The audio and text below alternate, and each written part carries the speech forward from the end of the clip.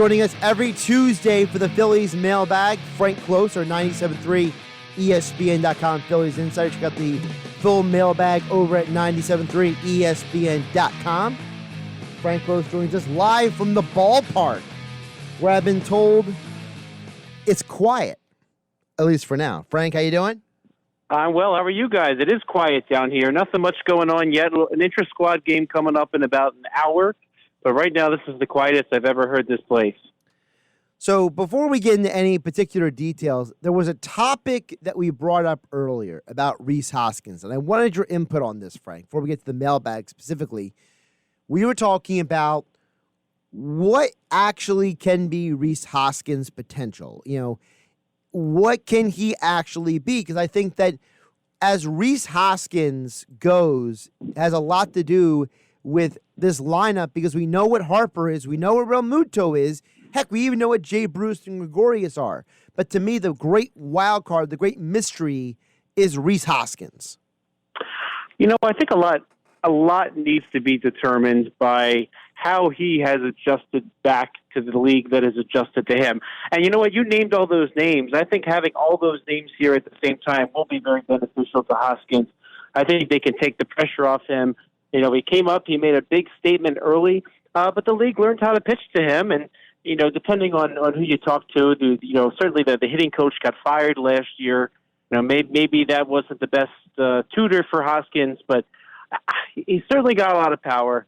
And the question still going forward is going to be how well can he adjust to a league that adjusts to him. And I certainly think he's got some talent, he's got some power, and the rest of the story will be written by him probably this year.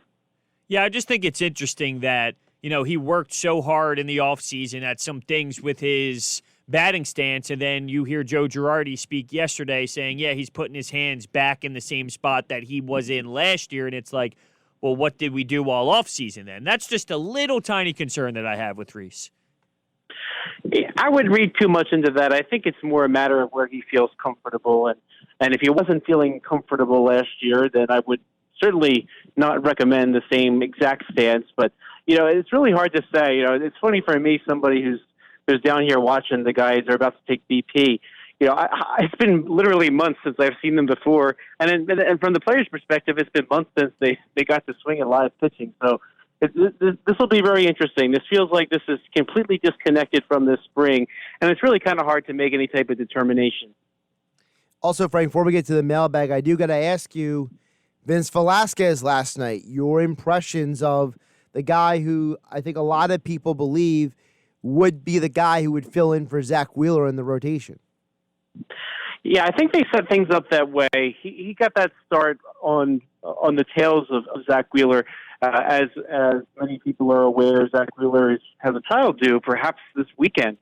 So he might be somebody who needs to miss a start or two, and they're kind of lining them up together so that perhaps Velasquez could jump in for that start. I will say this, though, with an impressive outing like Velasquez had, there's another opportunity that might end up in the rotation, and that is because Zach Eflin has been battling a little bit of back spasm. So if he doesn't respond to that the way that they would like, then that's another option for him to jump into the rotation. So between Wheeler and between Eflin, there's probably some opportunity here early on just to show that he can make this now fourth pitch in his arsenal be something special. You know, one thing and we'll probably get to this in mailbag in a minute, Vince Velasquez certainly seems to like his pitching coach better than last year. Well, that's a perfect segue here for our first question of the mailbag, because Kevin wants to know who is the bigger hire. Is it Brian Price or is it Joe Girardi? And let me just add in there, I loved that cutter and I even loved the changeup. Yeah, so I think we're seeing with Vince Velasquez the value that Brian Price brings. Now, I answered the question by saying, well, both certainly are very, very important because they're both experienced coaches. They both have a lot of respect.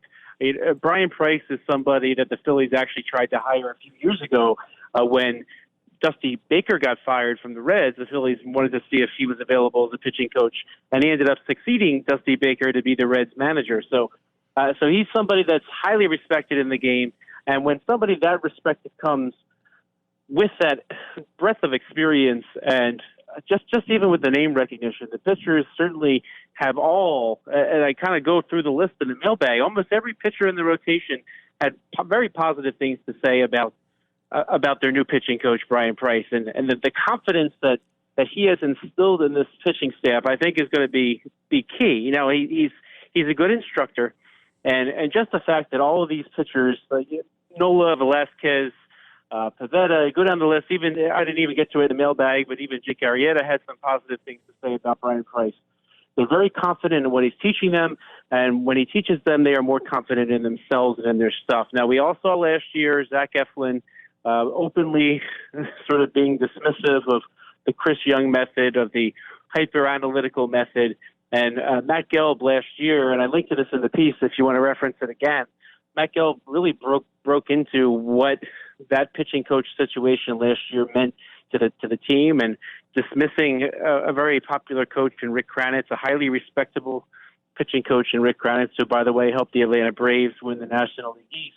A lot of the players didn't take that very well, and the results weren't good. So having somebody like Brian Price will be very transformative, I think, for this Phillies rotation, especially with these young guys. You know, we tend to think that they've been around forever, right? I mean, how many years ago was it that Jimmy Rollins got traded for Zach Eflin? Eflin's still a young guy. He's still kind of coming into his own. Pretty much has a rotation spot in place. But you want to see more of the Zach Eflin that can throw complete game shutouts than the guy that floundered a little bit in the middle of last season. So hopefully Brian Price is the difference maker in a lot of these young arms. And Vince Velasquez, a lot of us may have been dismissive of him as a starter. He certainly seems to have some new life thus far. And even though he may not be the starting pitcher when the season begins, he can certainly factor into a season like this in a very, very big way. And Brian Price has a lot to do with that. I'm going to give the question from the mailbag, Frank, but then I'm going to give an addendum to it. You know, Russ he asked the question, how many innings pitched would you expect from Spencer Howard this year? But my addendum to that is, knowing Brian Price is the pitching coach, what is the impact that Brian Price would have on Spencer Howard's usage this year as well?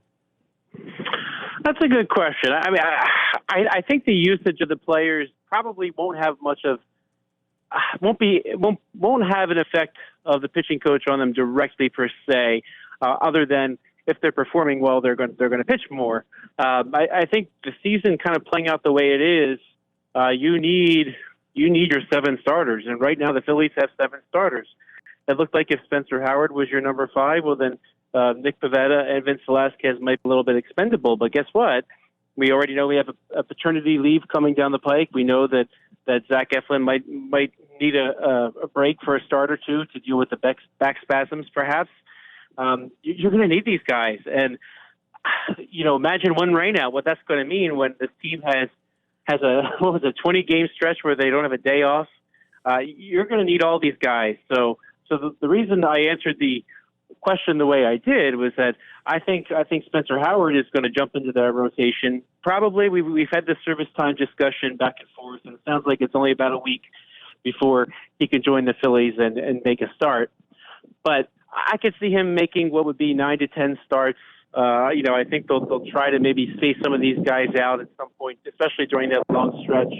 And when these starters that are not going to be starting, the Pivetta and Velasquez end up being in the bullpen, they'll piggyback some of these guys when they have a shorter start. But I would say that Spencer Howard, if I just had to guess, I would say 9 to 10 starts, around 50 innings. And I'm at that number because I figure he'll average around 5. They'll try to get him out of some games early while he's ahead when possible.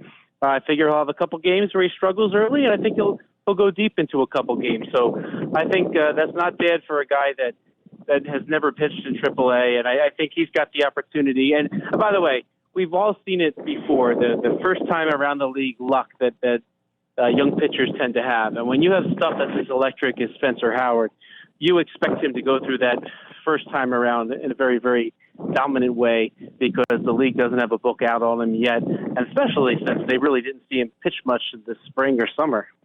There is no doubt the opponents the Phillies have to play this season is going to be tough. They face a deep NL and AL East. So Brian wants to know, what are the chances that the Phils actually expect to be in the postseason hunt? I think it's really hard to rule anybody out right now, and let's break that down. So on the surface, you say, okay, well, Phillies have to play the Yankees, you have to play the Rays, you have to play the Red Sox, who are kind of rebuilding but still a very, very good team. Any series can go either way if you think about it. I mean, the Phillies are going to play the Yankees 4 times, right? So they open up against the Marlins for 3, then they face the Yankees four times. I mean, if things go as they're supposed to go, they might face Aaron Nola and Zach Wheeler. I mean, the Phillies could very easily be competitive with the Yankees on days like that.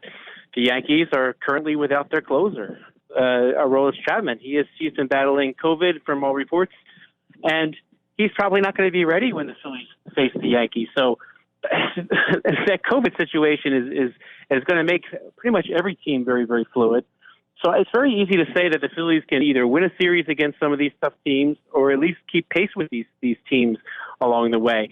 I think what's ultimately going to happen is, as we see all these teams have their various issues with COVID-19, and some are going to have injuries, and when you're only talking 60 games, one injury going another team's way or going against the Phillies' way, that's going to be very, very impactful.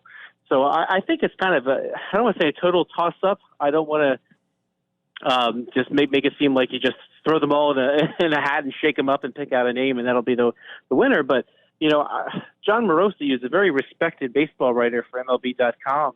He actually picked the Phillies to win the National League East, and he says that he thinks that Bryce Harper is going to have an MVP-like season.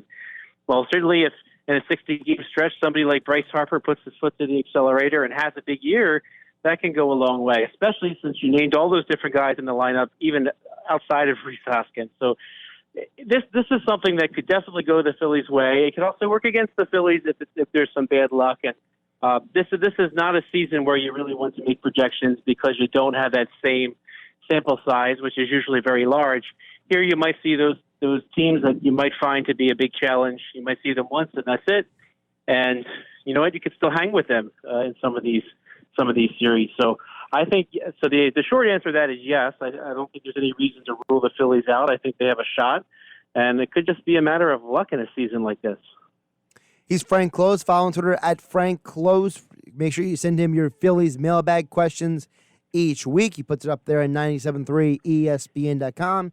He's out at the ballpark today, so make sure you're following him for updates throughout the Phillies scrimmage today, as they are just days away from officially Major League Baseball opening day. Aaron Nola, opening day starter this Friday. And, of course, make sure you're following Frank on Twitter and at 97.3 ESPN.com for Phillies coverage all year long. Frank, appreciate the time and enjoy the scrimmage.